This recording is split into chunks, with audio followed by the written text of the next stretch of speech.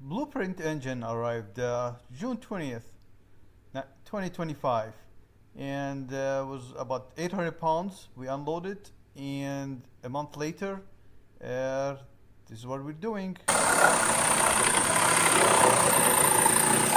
Okay, Sam, knock that off.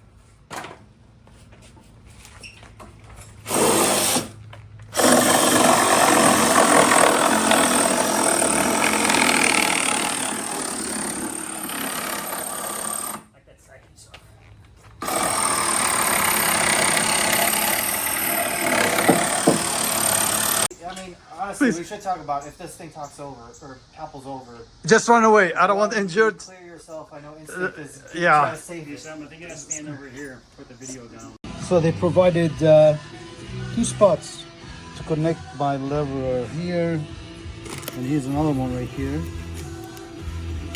This chain. So I'm thinking put them right there. The lever will be like this. So I need to hook it right here, right? I think I'm set. I don't see a problem. And on that side, you see a little post. Some struggle, but we're getting there. Let's slide it over. Yeah, before we raise it.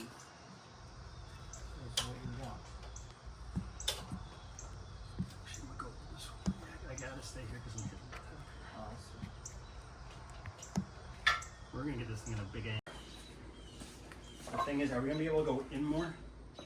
Because we gotta get this. We have to get this in more. That's what I'm saying. The depth is gone.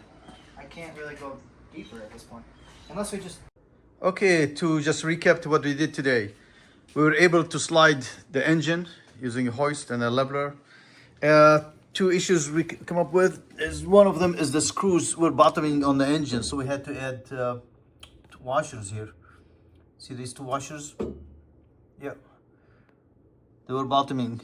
Somehow Blueprint was not fully threaded, which is not right. And what we did is the screws for the transmission was not right.